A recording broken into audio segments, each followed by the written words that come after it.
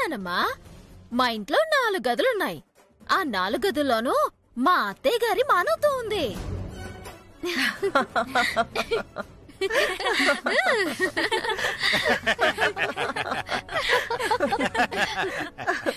చిట్టమ్మ భలే జోకులేస్తుంది. జోకులేంటత్త? ఇందాక బయటికెళ్తే బజార్లో అందరూ మీ మానవత్వం గురించి మాట్లాడుకుంటున్నారా? చాలే అల్లుడు. లత, నువ్వు కేక్ తినిపించు.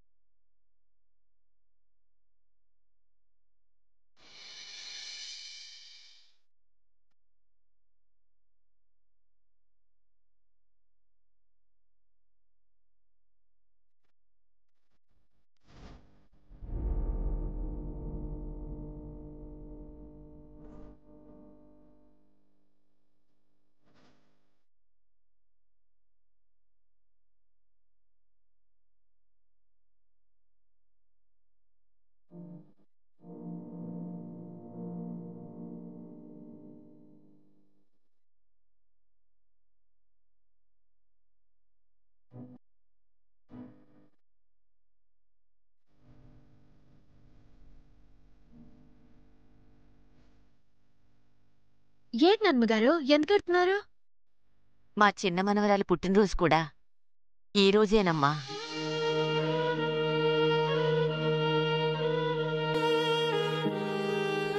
అదే గనక మా దగ్గరుండుంటే ఇలాగే ఇంత ఆనందంగానే దాని పుట్టినరోజు వేడుకలు జరిపించుండేవాళ్ళం.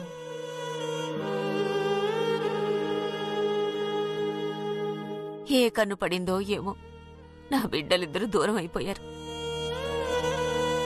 మీ చిన్ని మనవరాలు దూరమైందని ఎందుకు అనుకుంటున్నారు నానమ్మా?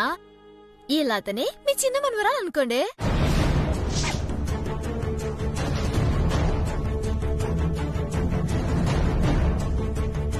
నువ్వు చెప్పింది నిజమేనమ్మా.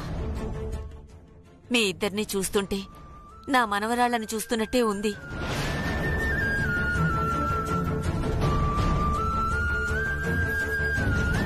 చిట్టమ్మ మీ మనవరాలు అవునో కాదో తెలియదు కానీ ఈ లతని మాత్రం మీ మనవరాలే అనుకోండి. ఈ లత చిట్టమ్మే కాదు, ఈ వయసులో ఉన్న ఏ ఆడపిల్లల్ని చూసినా మా అన్న పిల్లల్ని చూసినట్టే అనిపిస్తుంది. మీ అన్నయ్య బిడ్డల మీద మీకున్న ప్రేమ లాంటిది.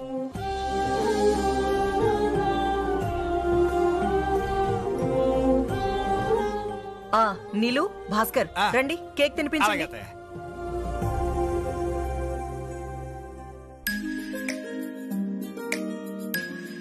Happy birthday. మీరు తినిపించండి. Happy birthday.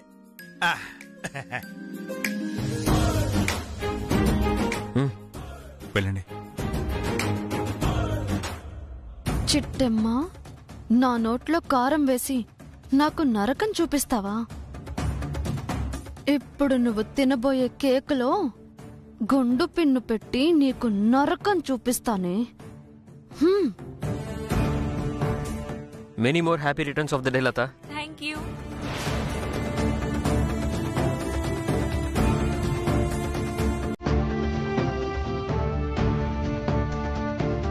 Happy birthday silly.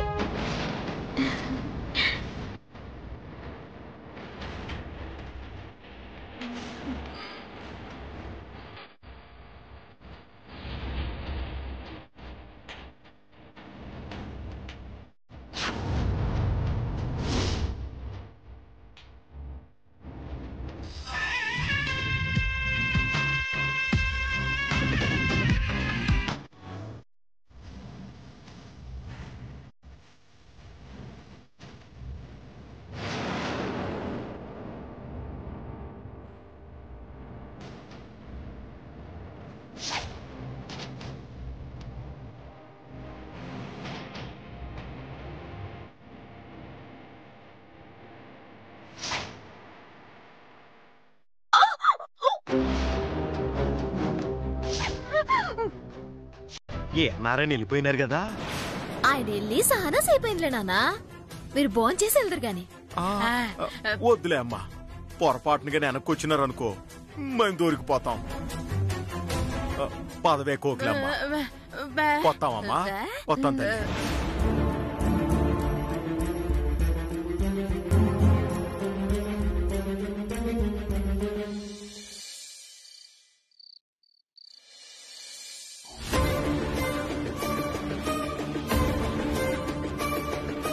నా మనవరాలైన లతని ఈ నాన్నమ్మ శేషమాంబ మనస్ఫూర్తిగా అక్షతలేసి ఆశీర్వదిస్తుంది.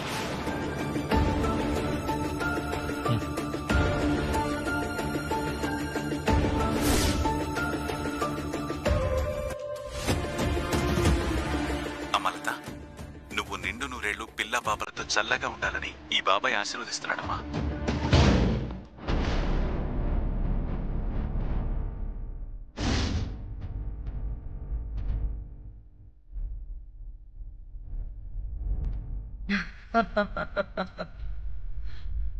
ఒరే తమ్ముడు, చూసావా మన లత గురించి ఆ వీరనారాయణ ఏం చెప్పాడో? చూస్తున్నానక్క, నువ్వింత తెలివిగా ఆడతో చెప్పిస్తావని నేను కల్లో కూడా అనుకోలేదే. పాపం శేషమాంబ కూడా మన బుట్టలో పడిపోయిందిరా. మీ మనవరాల్లాంటిదే అనుకోమంటే నా మనవరాల్లాంటిది ఏంటమ్మా, నా మనవరాలే అనుకుంటానని పెద్ద సెంటిమెంట్ చూపించింది. ఏమైంది? ఇప్పుడు ఆ సెంటిమెంటే తన మనవరాలి పేరు మీదున్న ఆస్తిని మనకొచ్చేలా చేస్తుంది. అవునక్క, మనం అర్జెంటుగా లతకు పెళ్లి చేసేసి ఆ 50 ఎకరాల పొలం అమ్మేయాలక. ఖచ్చితంగా అమ్ముదావురా. కాకపోతే సాధ్యమైనంత త్వరగా దాన్ని పెళ్లి చేసేయాలి. పెళ్లి జరిగిన వెంటనే దాన్ని లేపేయాలి. అప్పుడు పెళ్ళాం చచ్చింది కాబట్టి ఆస్తంతా దాని మొగుడికొస్తుంది. ఆ మొగుడు మన పులిరాజు కాబట్టి అది చచ్చిన వెంటనే ఆస్తి మొత్తం మన చేతిలో పెట్టేస్తాడు. ప్లానింగ్ బానే ఉంది గానక్క, ఆ పులిరాజు గాడు అసలే కాసింత ముదురు. ఈ లత సావగాని ఆస్తి మొత్తం అట్టుకుని పారిపోడు కదా. పారిపోతే వదులుతాంరా? వెంటాడి వేటాడి వాణ్ణి కూడా పైకి పంపిస్తాను కదా. అది నిజమేలే, నీ సంగతి తెలిసాక ఆడు మాత్రం ఇలాంటి పిచ్చి పనులు చేయడానికో. కాకపోతే చిన్న అనుమానం వచ్చింది. రేపో ఎల్లుండో మనం లతని తీసుకొని విజయనగరం గుడికి వెళ్లబోతున్నాం. అక్కడికి ఎందుకక్క? చెప్పింది మర్చిపోయావా? లత పేరు మీదున్న ఆ 50 ఎకరాల పొలం ప్రస్తుతం ఎవడు కౌలు చేస్తున్నాడో తెలుసుకోవాలి. అసలా వీరనారాయణ ఆ పొలం గురించి పట్టించుకుంటున్నాడా లేదా కూడా తెలుసుకోవాలి. పొరపాటున వీరనారాయణ గనక ఆ పొలాల విషయం పట్టించుకుంటుంటే మనం అక్కడ అడుగుపెట్టిన మరుక్షణం మనం వచ్చిన విషయం ఆ కౌలుదారుడు ఆ వీరనారాయణకి చెప్పేస్తాడు. అదే జరిగితే మనల్ని పట్టుకుని ముక్కలు ముక్కలుగా నరికేస్తాడు. అవునక్కో, ఆ ప్రమాదం కూడా ఉంది. అందుకేరా మీ అక్క విజయనగరానికి వెళ్లడానికి ప్లాన్ చేసింది. అక్కడికి లతని తీసుకొని వెళ్తాం. మన దగ్గరున్న ఈ వీడియోని వాళ్లకి చూపిస్తాం. ఈ లత జమీందారు గారి కూతురని వాళ్ళకి తెలిసేలా చేస్తాం. మరి అలా చెప్పినా కూడా మనకు ప్రమాదమే కదక్క. పిచ్చోడా, వీరనారాయణ గారు శేషమాంబగారు పంపితేనే మనం వచ్చామని చెప్తాంరా. పొలం అమ్మడానికి వీరనారాయణ గారే మనల్ని పంపించారని వాళ్ళని నమ్మిస్తాంరా. డబ్బుకి లొంగారా, డబ్బుతో కొడతాం. డబ్బుకి లొంగలేదా, వేట కొడవళ్లతో కొడతాం. మొత్తానికి పని జరిపిస్తాం. సూపర్ అక్క. అంతేకాదు, విజయనగరం పని మీద వెళ్తున్నామని చెప్పి చిట్టెమ్మని ఇక్కడే ఉండేలా చేస్తాం. లతని మాత్రమే మనతో పాటు తీసుకెళ్తాం. చిట్టెమ్మని ఎక్కడ వదిలేయటం ఎందుకక్క? ఆ వదిలేస్తే మాత్రం రవిచంద్ర ఊరుకుంటాడా ఏటి? మనతో పాటు మన వెనకాల రాడా? వాడు వస్తానన్నా మనం రానివ్వవురా. ఎందుకంటే చిట్టమ్మ కూడా లత పక్కనే ఉంటే ఆ ఊళ్ళో మనం ప్లాన్ చేసినట్టుగా పులిరాజుకి లతకి పెళ్లి జరగనివ్వదురా చిట్టెమ్మ. అదే దాన్ని ఇక్కడే వదిలేస్తే ఏ అడ్డు ఆటంకం లేకుండా పులిరాజుకి లతనిచ్చి పెళ్లి చేస్తాం. తిరిగి ఇక్కడికి తీసుకొస్తాం. అది చూసిన చిట్టమ్మ గుండెలు పగిలేలా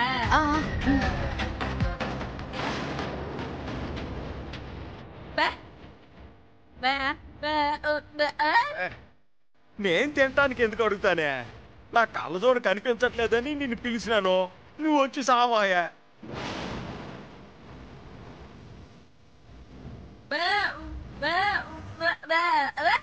అంటే అది పాపం ఆయన చేతులతో వెతుక్కుంటుంటే తినడానికి ఆయన అడిగారేమో అనుకున్నాను.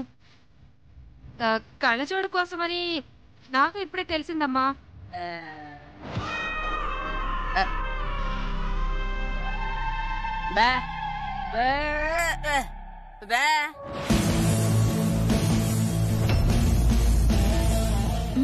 ఏమంటున్నారు అత్తయ్య? చేతులు ఎందుకు వెనక్కెట్టుకున్నావని అడుగుతుందమ్మా మీ అత్త.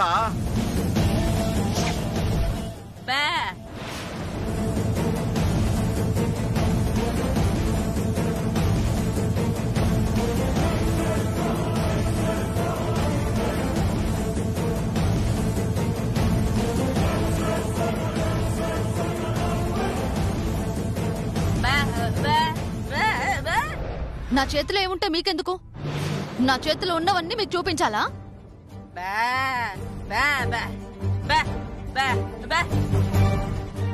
ఈ ఇంట్లో అమ్మాయి తీసుకెళ్లాల్సిన విలువైన వస్తువులు ఏమున్నాయి కోకిలమ్మా?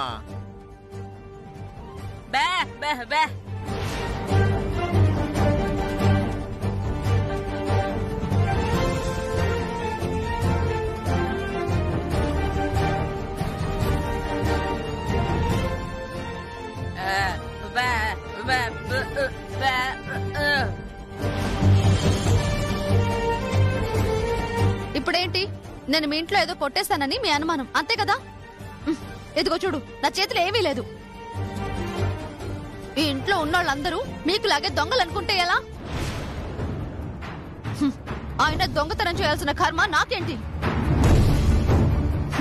మా అమ్మకి ఒక్క ఫోన్ కొట్టానంటే చాలు లక్షలు లక్షలు పడేస్తుంది. ఇంకొకసారి గనక నన్ను ఇలా అనుమానించారంటే ఒక్క క్షణం కూడా నేను ఇంట్లో ఉండను. పదవే.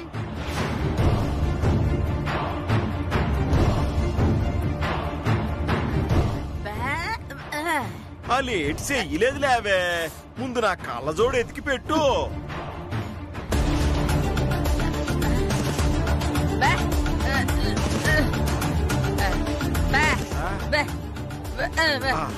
సర్లే, పోయి నీ పని చూసుకో.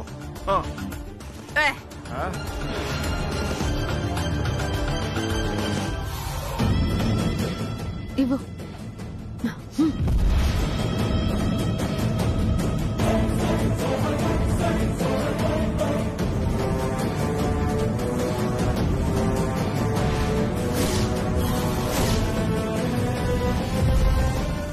అబ్బా, అయ్య బాబోయ్, బంగారపు చెప్పులే. అవునమ్మగారు, వీటిని నమ్ముకుంటే లక్షల లక్షల డబ్బులు వస్తాయి. చిన్నోర్మి, అసలు ఈ బంగారు పాదుకలు ఎవరివో? ఇంత దరిద్రులింట్లో ఇంత విలువైన చెప్పులు ఎందుకున్నాయో మా అమ్మని అడిగితే నిజాలు తెలియచ్చు.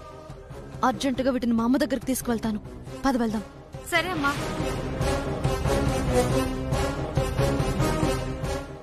పద పద.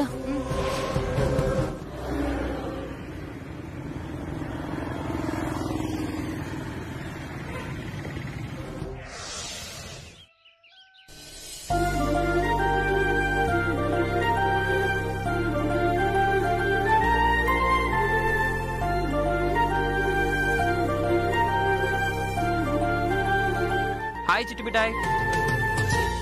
అవును, పొద్దుట నుంచి కనబడలేదు. ఎక్కడికెళ్ళావు? ఎక్కడికెళ్ళానో తర్వాత చెప్తాను గాని ముందు నోరు తెరు. ఏ నీ నోరు నువ్వు కూడా తెరుచుకోలేకపోతున్నావేటి? నన్ను తెరమంటున్నావు? ఆ బచ్చా వేసిన జోకులు చాలులే, నేను తెరవమంది నీ నోరు. ఎందుకు? నీ నోట్లో స్వీట్ పెడదామని. స్వీటా? ఒకసారి ఆను.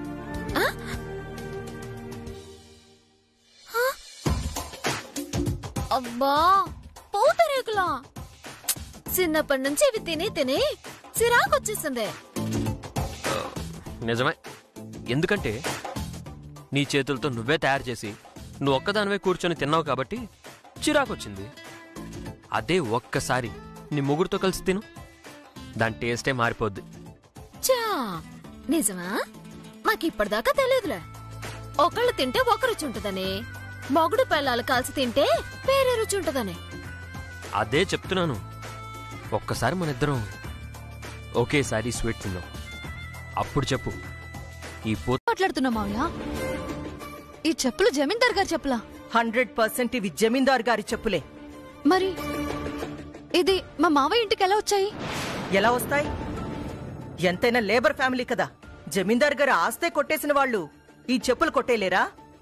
కరెక్ట్ గా చెప్పావక్క. నాకు తెలిసి జమీందార్ గారి చెప్పులు ఆ కుటుంబరావు కోకిలమ్మ కొట్టేసుంటారు. అంటే మా అత్తయ్య మావయ్య దొంగలా? ఇంకా అనుమానమా? వాళ్ళు మామూలు మనుషులు కాదు. దొరక్క ఆగుతున్నారు. దొరికితే నీ ఒంట్లో పాటలు కూడా అమ్మేసుకుంటారు. అమ్మో, అయితే నేను చాలా జాగ్రత్తగా ఉండాలి.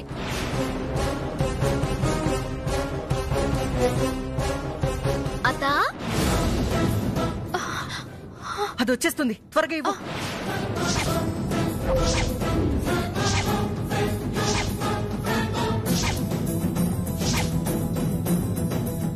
అత్తా పట్టుకో.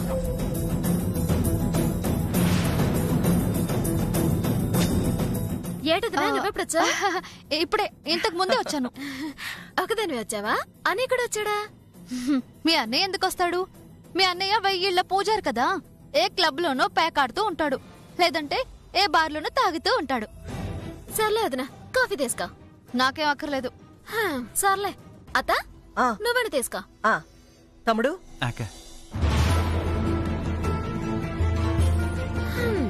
తీసుకో. థ్యాంక్స్ అమ్మా. కుడిసేయిందా ఊడిపోయిందా? ఉందమ్మా. మరి ఎడం సెత్తో తీసుకుంటావే? కాఫీ ఎవడన్నా ఎడం సెత్తో తాగుతాడా? కుడిసేత్తో తీసుకో. అలాగే అమ్మా.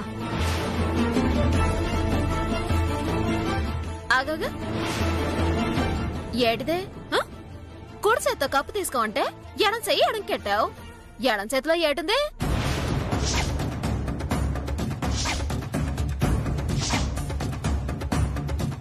అయ్య బాబోయ్, ఇప్పుడు గనక చిట్టమ్మ ఆ చెప్పులు చూసిందో కొంపలు అంటుకుపోతాయి. ఈ చిట్టమ్మాయి బంగారు చెప్పులు చూసిందనుకో, వాళ్ళ అమ్మ నన్న దగ్గర ఇక్కడ జరిగిందంతా చెప్పేస్తుంది. ఆ తర్వాత నా తాగుబోతు మొగుడు చేతిలో నాకు చావు తప్పదమ్మా. ఏముంది? అడుగుతుంటే మాట్లాడవేటి? ఎడం చేతిలో ఏటుంది? ఏముంటాయి? దాని చెప్పులు తెగిపోతే పాత క్లాత్ లో కట్టుకుని కవర్లో పెట్టుకుంది. అయినా అవన్నీ నీకు చూపించాలా ఏంటి? కాళ్ళ చెప్పులైతే ఏదో బంగారు చెప్పులు దాచినంతగా జాగ్రత్తగా దాచుకోవడం ఎందుకో? ఇంటి బయట పారేసి రావచ్చు కదా. ఏదో పొరపాటును తెచ్చేసానమ్మా. నీకు కొంచెమైనా బుద్ధుందా? కాలుకున్న చెప్పల్ని నాటిలోకి తీసుకొస్తారా? ఇలాగి నేను బయటపడతాను. నేను పారేస్తాను. నీకెందుకు శ్రమ? ఇలాగి ఇవ్వు. అరే ఇవ్వు, ఇవ్వు పడతా. ఇవ్వు. అరే అమ్మగారు, వద్దమ్మగారు, ఇవ్వు. అమ్మా అమ్మా అమ్మ, వద్దమ్మా.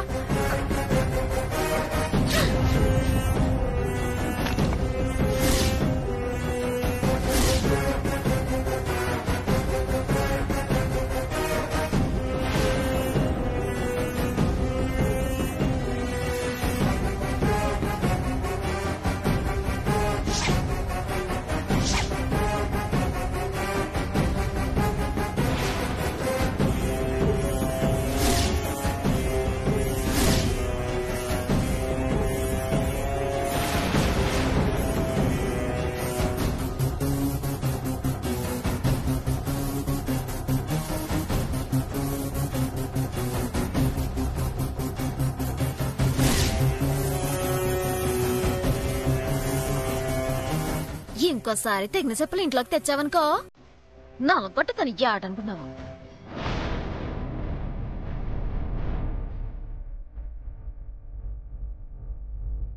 అమ్మయ్య, అదృష్టం కొద్దీ చిట్టే మా చెప్పులు చూడలేదమ్మా. అవునే, అదెక్కడ చూస్తుందో అని టెన్షన్ పడి చచ్చాను. నువ్వు అర్జెంటుగా చెప్పులు తీసుకెళ్ళి ఎక్కడి నుంచి తెచ్చావో అక్కడే పెట్టేసేయ్. ఎందుకమ్మా? చెప్పింది చెయ్యవే.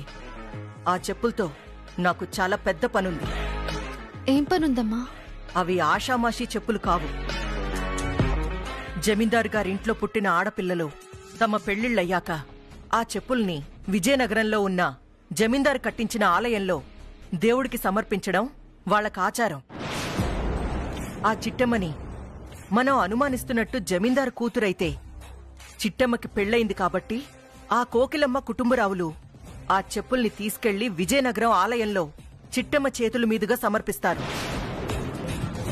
అదే గనక జరిగితే ఆ చిట్టమ్మ జమీందారు కూతురని అర్థం. అలా జరగకపోతే ఆ చిట్టమ్మ జమీందారు కూతురు కాదని అర్థం. సూపర్ అమ్మా, నువ్వు చెప్పింది నాకు అర్థమైంది. ఇప్పుడే వెళ్ళి ఆ చెప్పులు తీసిన ప్లేస్లోనే పెట్టేస్తాను. తొందరేం లేదులే, ఎలాగూ వచ్చావుగా, భోంచేసి వెళ్దు. అలాగే అమ్మా. అతనని కూడా చూడకుండా నన్ను కొడతావా? మరి లేకపోతే నీకు వయసు వచ్చింది కానీ కొంచెమన్నా బుద్ధి రాలేదు. చూసావు తమ్ముడు, చూసావా? అత్తనని కూడా చూడకుండా ఎన్ని తిడుతుందో. తిట్టాలా సంపాలా? ఈడు చేసిన ఏదో పనికి జీవితంలో మళ్ళీ ఈ గడప తొక్కనివ్వవు అని అనుకున్నాను. కానీ సిగ్గు శరం లేకుండా ఆడు రావటం, నువ్వు రానివ్వటం. ఆడిప్పుడు ఎంత పని చేయబోయాడో తెలుసా? తెలియకపోవటం ఏంటండి, ఆ తాళిగట్టే ప్లానింగ్ అంతా ఆవిడదే.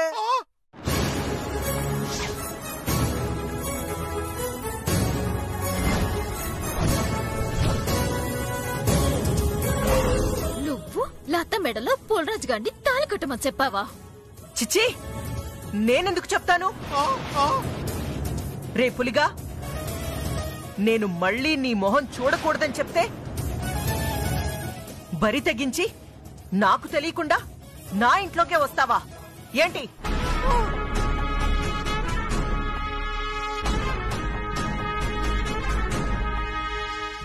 మీకు తెలియకుండారా?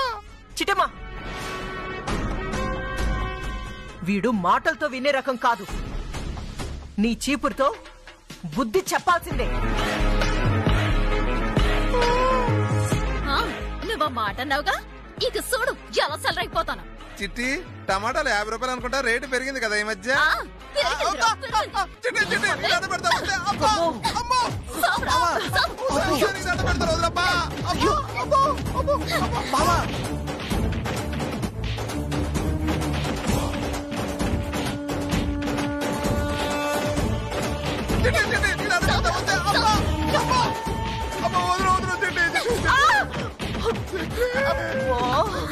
సరే సరే,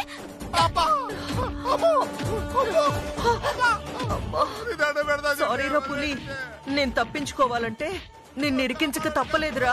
అందుకే నిన్నిరికించేశాను.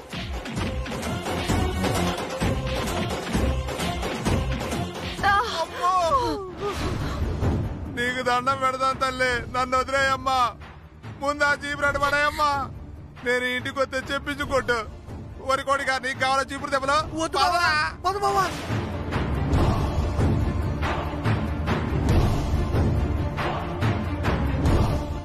అత్త, చివరిసారి చెప్తున్నాను, పూలరాజు గాడు గనక మళ్ళీ ఇంటి వైపు వచ్చాడో ఈసారి పాడాలతో బయటకెళ్దాం.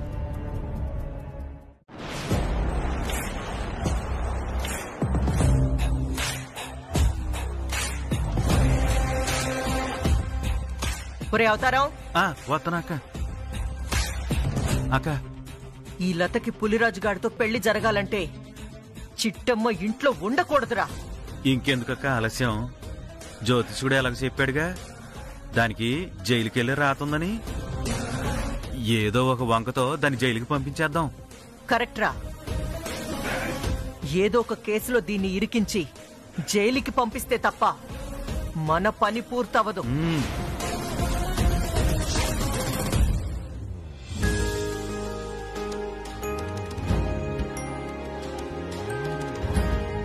చూడబోతే ఆ పులిరాజు గడు నన్ను వదిలిపెట్టేలా లేడక్క.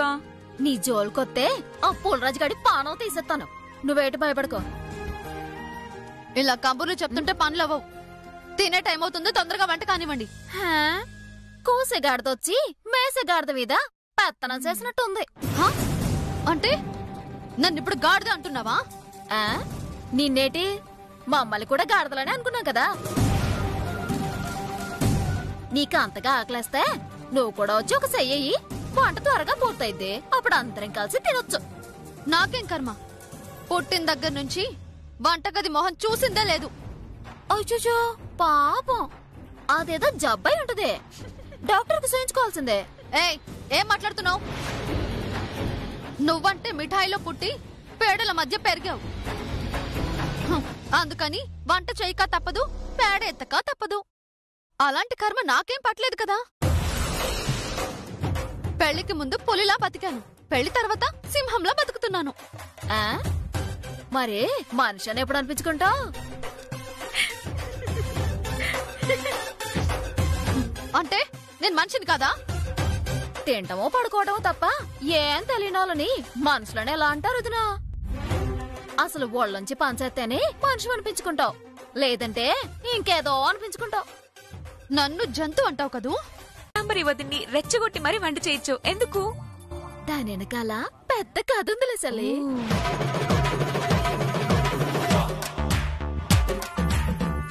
కర్మ, ఇదేంటి మధ్యలో వచ్చి కూరలు వండింది నేనంటుంది? ఒసే పిచ్చి మొహందానా, నువ్వెక్కడ వండావే? చిట్టెమ్మ లతలే కదా వండింది. మరదే, కష్టం ఒకళ్ళది, ప్రతిఫలం ఇంకొకరిదా? ఎప్పుడు వంటలు చేయని నేను ఎంతో కష్టపడి 4 రకాల కూరలు వండాను. అన్ని వంటలు చేసినందుకు తల్లిగా నన్ను మెచ్చుకోవాల్సింది పోయి ఆ క్రెడిట్ అంతా ఇచ్చిట్టమ్మకిస్తావా?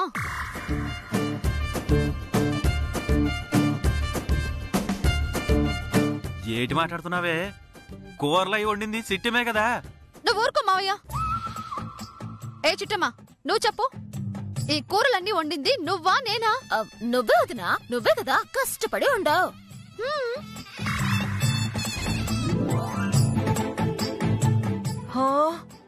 నీలాంబరి కూరలు వండిందా? అక్క, కూరలన్నీ నిజంగా నువ్వే వండావా? అవునరా తమ్ముడు, నాకు వంట రాదని ఈ చిట్టమ్మ లత నన్ను ఎగతాలు చేశారా. దాంతో నాకు పౌరుషం వచ్చి 4 రకాల కూరలు 40 నిమిషాల్లో వండి పారేశానంతే.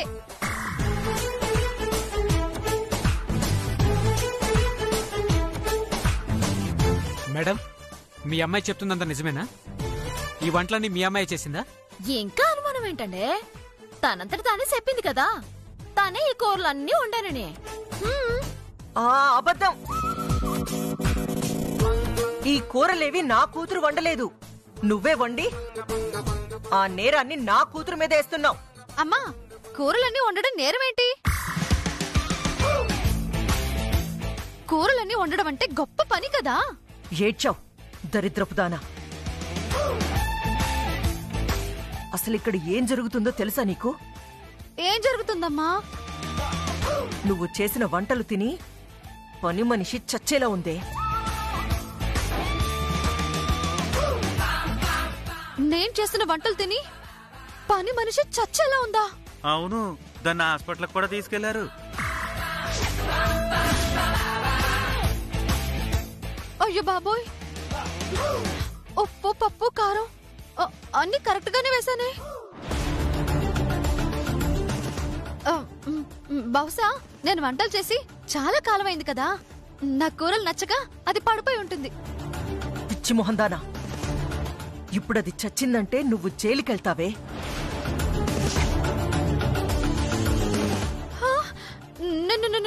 నేను జైలుకా?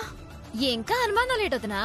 పాపం, ఈ వంటలన్నీ నేనే వండాననుకొని మీ అమ్మగారు కంగారడిపోయి పోలీసుల్ని పిలిపించేసిందే.